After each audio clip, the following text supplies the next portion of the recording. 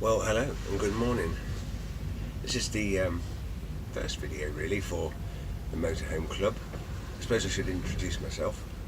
My name's Rick. Chairman of the club. I'm the chairman of the club. So my children came up with this idea of a club, maybe because they were young and at school and this, that, and the other. So we storyboarded this idea of this club. And I'm a software engineer, so I decided to build this thing. So I built this Motorhome Club website, and you realise that there's this great camaraderie amongst us that enables us to wave at each other, but also just I wanted to create a magazine that wasn't full of adverts.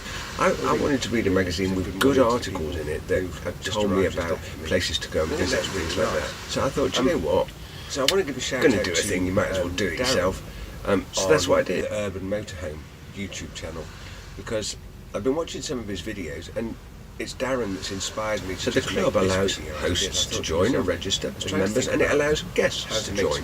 So hosts own businesses, pubs, cricket clubs, cheese shops, vineyards, etc. Motorhomes, but also the purpose and the reasoning behind the Motorhome Club and what that was trying to do. So they're incentivised to make you feel welcome. Videos, which are really and of course you now know that you've got permission, you've got the booking on your little app.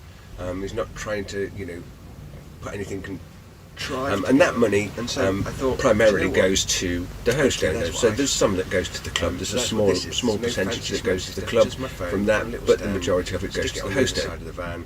And just start talking. So all of this over the period of the 7 years has built us to where we are today. And as my children have got older, they want to spend a little bit less time in the van, and as I've got younger, I've wanted to spend more and more time in the van because I just love this thing. Camaraderie amongst, can't express how just the sense of freedom it gives me. It's a really strong community. That's not the case for everybody. Actually, kind of like there seems to be see myself as being hashtag van life at some point. Really, and when we first went to Cornwall, we found we really weren't that welcome, and it wasn't that great an experience for us. So much so that we kind of never really been back. So they want me to come up with some kind of TikTok characters, So this is Badger. And I don't know whether Badger should be a girl. Barbara the Badger, maybe. That's what it felt. Or maybe Barry could be a boy. Barry the Badger. Not quite sure, but I kind of figure that these two little characters could be turned into something that's quite humorous on TikTok. So that's what I do as my career, and so I decided. I hope you enjoyed this video. If you did, please hit the subscribe button, because that'd be rather cool. And if you want to comment and troll me to death, then please feel free to do so in the comment. Magazine that wasn't full of adverts. See you again. Right, so you've seen the kinds of magazines that are available at the moment. They're just literally packed full of junk, just junk. Who wants to read about all that stuff? I don't. I wanted to read a magazine with good articles in it that had told me about places to go and visit and things like that. So I thought, you know what? Going to do a thing, you might as well do it yourself. So that's what I did. So I set about figuring out how to make an electronic magazine, and so I did that, and you can get copies of that. Initially, I'd planned to sort of put it out every spring, summer and autumn, and all these grandiose plans. Well, it doesn't work like that, does it? Especially not when you're volunteering your time to do things, right? So now the issues are 1, 2, 3, 4, etc. And the next issue will be out whenever it's ready, whenever it comes out. But because it's electronic, we just email it to people, and it's got no adverts in it, right? That's the most important thing. It's just full of articles of places to go and visit, all about the UK. I'm very personally very UK centric. I love Britain. I think it's an amazing country, and there are just so many incredible places to go and see and visit, which of course brings around one of the other challenges, right? Which is, okay, so you want to go and see and visit these things, but then you have people with attitudes like some people have in Cornwall, for example, where they don't want you to be there. They don't want to see motorhomes moving around for whatever reason, right? They feel very protective about their particular environment, which is quite ironic, really, because these vehicles are totally self-contained. You've got clean water, grey water, a toilet, and everything else. So these things leave no trace. And whenever you speak to motorhome owners, they're all of that same mind of leave no trace. Many of them actively go and pick up litter and things like that. So it's ironic, really, that it seems to be often other vehicle users that are making a mess, littering and doing things like that. And we're getting a bit of a bad rap for that. So I'm probably going to write a ranting article about that in the magazine at some point, I think, just for a laugh. So the point was okay, how do we create places to stay and know where to go and know where you can go and park up, not necessarily on a campsite. Don't get me wrong, campsites are great and love to be able to go and spend time on campsites. They can be really fun, but the purpose of a motorhome is all about the freedom and the adventure, right? You want to be up in the morning and moving around to the next place, going and seeing something else. Like I've arrived here this morning in Teignmouth at 20 to 7 in the morning. There's nobody here. It's a beautiful, I can get in the car park, I can do that stuff. I'm up really early. And I think that's a crucial part of it. So where do you stay? Well, I discovered that public houses, pubs and inns, places like that, they're usually quite welcoming. But how do you find out about them? How do you know where to go? How do you feel comfortable about going there and thinking to yourself, yeah, actually, I've got permission, I've got agreement, without just turning up randomly or looking around on the internet and phoning people and stuff like that. And I thought, I got an idea. I'm a software engineer. Why don't I rewrite the Motorhome Club website, just because it'd be good fun to learn a new language and learn some new technologies. So I took the old site down and began rewriting it. So I rewrote the new site, which is up and available now, and the new site really is focused really around just a few simple things, right? It's not like a blog site that's full of loads of just noise and articles and things like that. That stuff's all for the magazine. So you can subscribe to the magazine on the website, but really the idea of the website is that it brings club members, some motorhome owners, we call those guests if you like.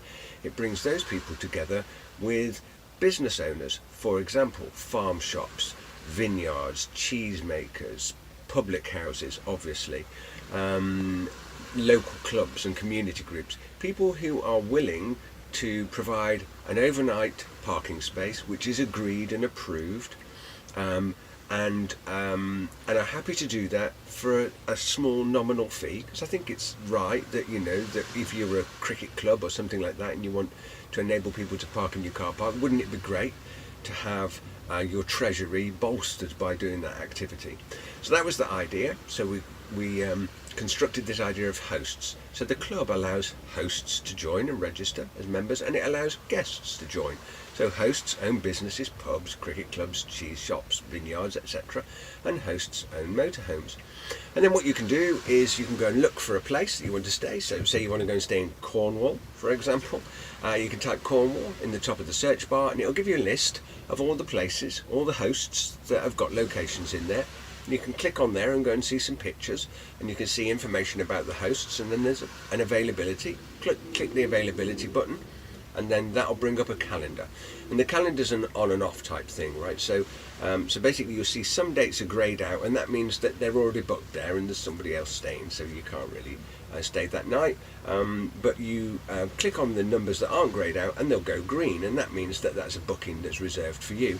So then you can book your night simply like that. Just click confirm and pay. It takes you off to PayPal and you pay your nominal fee, £5, £7, whatever it is, and that money primarily goes to the host owner. So there's some that goes to the club. There's a small percentage that goes to the club from that, but the majority of it goes to the host owner. So they're incentivized to make you feel welcome. And of course you now know that you've got permission, you've got the booking on your little app, so you can go and visit motorhomeclub.org.uk on your desktop, PC, laptop, tablet, or on your phone if you like. I'd encourage you to use your phone to make it a little desktop app. There's a little button in your phone that can do that. I'll probably write an article with some screenshots in the magazine about how you do that.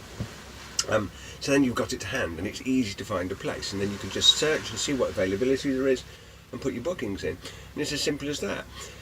And the idea was that enables people then around the UK to just be able to get out and wander around, to have that freedom to be comfortable and think, yeah, do you know, I'm just going to go and park here today, I can get up early and wander off, because most of us, we're up, 6, 7 o'clock, especially in the summertime, sometimes earlier when it's light. So we've gone, from the pub or the cheese shop way before their customers start arriving to use their car parks, etc. We've already wandered off. And by the time we want to arrive there, well, maybe it's around about sort of 5 or 6 o'clock in the evening, usually at the earliest, perhaps if we're going to have a meal.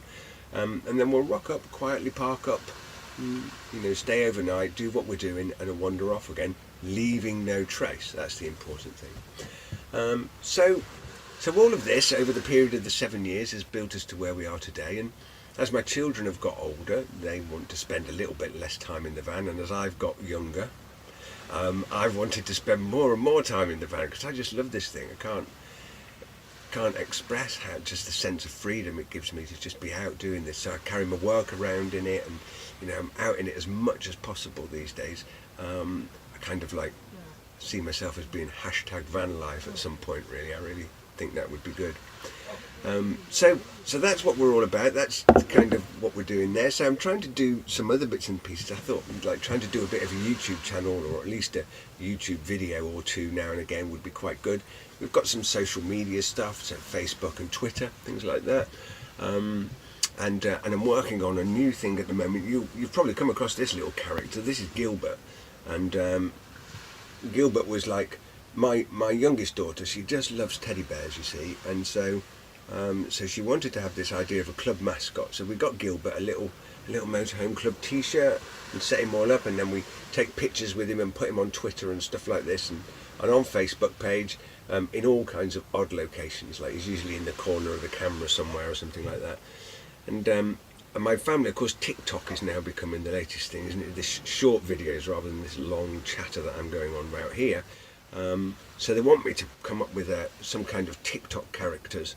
So this is Badger, and I don't know whether Badger should be a girl. Barbara the Badger, maybe, or maybe Barry could be a boy. Barry the Badger, not quite sure. But I kind of figure that these two little characters could be turned into something that's quite humorous on TikTok.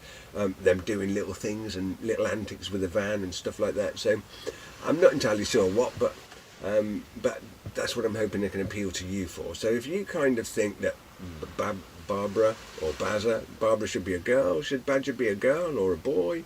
What kind of characters do you think they should have? I'm not sure whether it should be like, oh, hi, I'm Gilbert, and hi everybody, I'm Babs. Maybe not.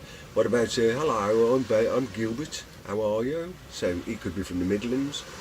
What about Barry? Maybe from Liverpool. Hiya, alright. Hey Gilbert, what's going on, like? Maybe something like that. I don't know. Maybe they could be Sooty and Sweep. Who knows? Anyway, let me know in the comments. So, I hope you enjoyed this video. If you did, please hit the subscribe button, because that'd be rather cool. And if you want to comment and troll me to death, then please feel free to do so in the comments. See you again.